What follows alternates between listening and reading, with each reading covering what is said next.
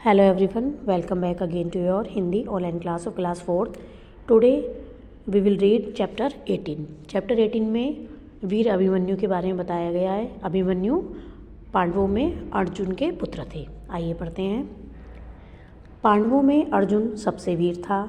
युद्ध कौशल उसने आचार्य द्रोण से सीखा था। आचार्य द्रोण कौरवों और पांडवों के गुरु थे। वे अर्जुन को बहुत चाहते थे। अर्जुन का बेटा था अभिमन्यु, वह भी उसी की तरह वीर था। महाभारत की लड़ाई चल रही थी। आचार्य द्रोण कौरवों की तरफ से लड़ रहे थे। आचार्य द्रोण किन की तरफ से लड़ रहे थे? कौरवों की तरफ से लड़ रहे थे। अर्जुन के सामने कौरव रण में टिक नहीं पा रहे थे, इसलिए कौरव बहुत दुखी थे। दुर्योधन ने आचार्य द्रोण से कहा, आपका मन पांडवों के साथ है, इसी से आप ठीक से नहीं लड़ रहे हैं। आचार्य द्रोण को उसकी बात बहुत बुरी लगी। वे बोले, तुम मुझ पर दोष लगा रहे हो, मैं पूरी ईमानदारी के साथ लड़ रहा हूँ। मैंने तुमसे कहा था कि अर्जुन को दूर ले जाओ। जिस दिन तुम ऐसा करोगे मैं उनको हरा दूंगा। दुर्योधन तरकीब सोचने लगा। दूसरे दिन लड़ते लड़ते अर्जुन दूर निकल गया। द्रोण को मौका मिल गया। उन्होंने सेना को चक्रव्यूह में खड़ा कर दिया। उसके बाद पांडवों के ऊपर धावा बोल दिया। चक्रव्यूह में घुसना केवल अर्जुन को ही आता था, वह था नहीं। अर्जुन के बड़े भाई युधिष्ठिर परेशान थे। उन्होंने उसी समय अभिमन्यु को बुलाया, उसको सारा हाल बताया। वे बोले, चक्रव्यूह में न घुस पाने के कारण हमारे बहुत सारे वीर मारे गए। अभिमन्यु बोला, आप परेशान ना हो, मैं चक्रव्यूह में घुस जाऊंगा, कौरवों की सेना को तहस नहस कर दूंगा। मुझे चक्रव्यूह में घुसना आता है, पर निकलना नहीं। यह कला मैंने माँ के पेट में सीखी थी। जब मैं अपनी माँ के पेट में था तब मेरे पिता ने मेरी माँ को चक्रव्यूह में घुसने का भेद बताया था, लेकिन मेरी माँ को बीच में ही नींद आ गई। पिता ने आगे बात नहीं की, इसलिए घुसना तो जान लिया था मगर निकलना नहीं जान पाया। उसकी बात सुनकर युधिष्ठिर बहुत खुश हुए। वह बोले, बेटा तुम व्यूह तोड़कर घुस जाना, हम लोग पीछे रहेंगे। सभी लोगों की यही राय थी। उस समय कोई और उपाय भी तो नहीं था। अभिमन्यु ने बड़ों के चरण छुए। वह रथ में जा बैठा। कौरवों की सेना ने उसको आते देखा, उसमें खलबली मच गई। अभिमन्यु बिजली की तरह आया और चक्रव्यूह के अंदर जा पहुंचा। वह इतनी तेजी से भीतर घुसा कि पांडव पीछे रह गए। वह कौरवों की सेना को गाजर मूली की तरह काटने लगा। उसकी वीरता को देखकर कौरवों के होश उड़ गए। दुर्योधन से रहा न गया, वह अकेला ही लड़ने पहुंच गया। अभिमन्यु ने उसका बुरा हाल कर दिया। कौरवों के सिपाहियों ने बड़ी कठिनाई से उसकी जान बचाई। उन दिनों लड़ाई के कुछ नियम होते थे। एक वीर ही दूसरे वीर से भिड़ता था, यानी लड़ता था। कौरवों ने सभी नियम ताक पर रख दिए। सबने एक साथ अभिमन्यु पर हमला कर दिया। अभिमन्यु ने भी अकेले ही मुंहतोड़ जवाब दिया। आचार्य द्रोण ने उसका रण कौशल देखा। वे सराहना करने लगे, यानी तारीफ करने लगे। दुर्योधन ने सुना तो वह चिढ़ गया। वह बोला, अर्जुन का बालक है ना, इसीलिए आप ऐसा कहते हैं। वह अभी 16 साल का ही है, उसे ऐसे ही मसला जा सकता है। थोड़ी ही देर पहले उसका जीवन कितने संकट में था, वह यह बात भूल गया था। उसके भाई दुशासन ने उसकी हाँ में हाँ मिलाई। उसने कहा, मैं भी उसे ठिकाने लगाता हूँ, लेकिन थोड़ी देर बाद ही वह घायल होकर गिर पड़ा। कर्ण ने देखा तो वह तिलमिला उठा। वह अपना धनुष उठाकर आगे बढ़ा। अभिमन्यु ने उसका भी जमकर मुकाबला किया। आचार्य का सपना टूट रहा था। अर्जुन को दूर ले जाने की चाल भी काम न आई थी। लड़ते लड़ते दुशासन का बेटा भी धराशायी हो गया, यानी मर गया। बेटे की मौत से दुशासन बावला हो गया। वह अकेला ही अभिमन्यु से लड़ने लगा। द्रोण ने तब कर्ण से कहा, अभिमन्यु को हराना कठिन है, तुम पीछे जाकर उसके धनुष की डोरी काट दो। कर्ण ने वैसा ही किया। इधर महारथियों ने उसके घोड़ों व सारथी को मार दिया, पर अभिमन्यु जरा भी ना घबराया। वह ढाल और तलवार लिए लड़ता रहा। द्रोण सोचने लगे, जरा सा बालक है, किसी भी तरह बस में नहीं आ रहा है। तभी द्रोण ने कर्ण को बुलाया, उसे एक चाल बताई।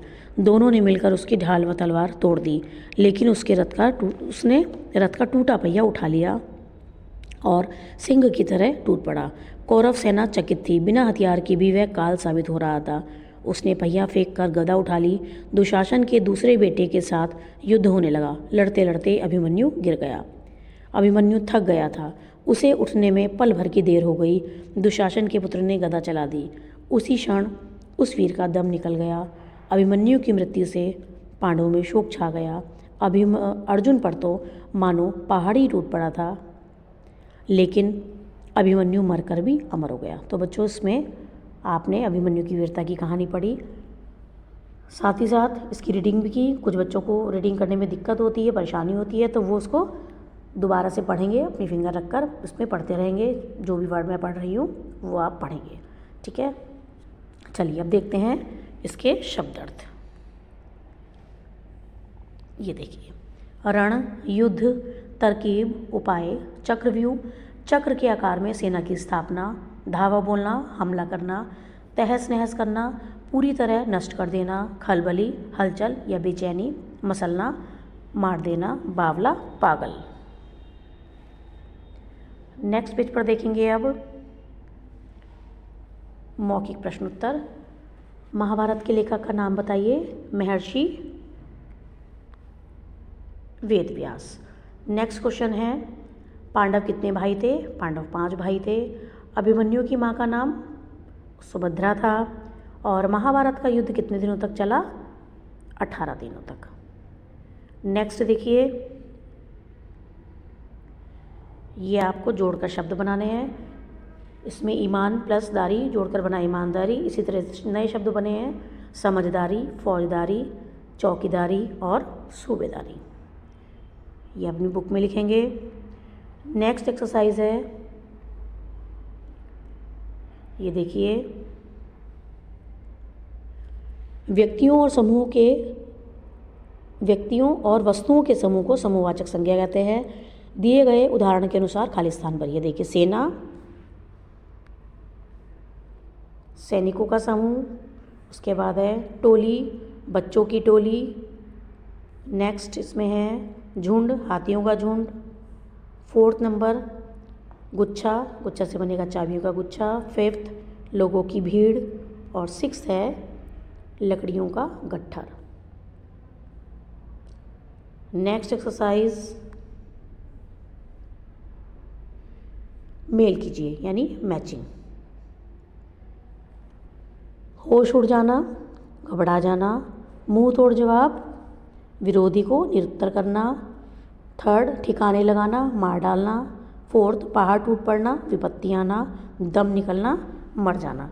तो बच्चों आपको ये नंबरिंग लिखनी है 3, 4, 5, 2 और 1। इसी तरह से आपको ये करना है। देखेंगे नेक्स्ट पेज पर, खाली स्थान भरिए। पांडवों में अर्जुन सबसे वीर था। आचार्य द्रोण कौरवों की तरफ से लड़ रहे थे। बेटे की मौत से दुशासन बावला हो गया। अभिमन्यु की मृत्यु से पांडवों में शोक छा गया। तो ये आपको खाली स्थान यहाँ से करने हैं। नेक्स्ट क्वेश्चन है, देखिए, प्रश्नों के उत्तर। तो बच्चों प्रश्न आपको बुक में से लिखने हैं और उत्तर आपको यहाँ से लिखने हैं। देखिए, फर्स्ट क्वेश्चन है, पांडवों को हराने के लिए द्रोणाचार्य ने क्या उपाय बताया? उत्तर, पांडवों को हराने के लिए द्रोणाचार्य ने अर्जुन को युद्ध क्षेत्र से दूर ले जाने का उपाय बताया, जिससे कि वे सेना को चक्रव्यूह में खड़ा कर सकें, क्योंकि चक्रव्यूह में से निकलना केवल अर्जुन को ही आता था। सेकंड क्वेश्चन, अभिमन्यु ने चक्रव्यूह तोड़ने की कला कहाँ सीखी थी? उत्तर, अभिमन्यु ने चक्रव्यूह तोड़ने की कला अपनी माँ के पेट में सीखी थी। थर्ड क्वेश्चन, अभिमन्यु ने चक्रव्यूह के अंदर पहुंचकर क्या किया? उत्तर, चक्रव्यूह के अंदर पहुंचकर अभिमन्यु कौरवों की सेना को गाजर मूली की तरह काटने लगा। फोर्थ क्वेश्चन, अभिमन्यु को हराने के लिए शत्रुओं ने क्या किया? उत्तर, अभिमन्यु को हराने के लिए कौरवों ने सभी नियम तोड़कर एक साथ अभिमन्यु पर हमला कर दिया। फिफ्थ क्वेश्चन, पांडव सेना पर अभिमन्यु की मृत्यु का क्या प्रभाव पड़ा? उत्तर, अभिमन्यु की मृत्यु के बाद पांडवों में शोक छा गया। तो बच्चों यहाँ से आप प्रश्न उत्तर करेंगे, वर्क अपना पूरा करेंगे बुक में भी और कॉपी में भी। तो मिलते हैं नेक्स्ट वीडियो में। Till then take care, thank you.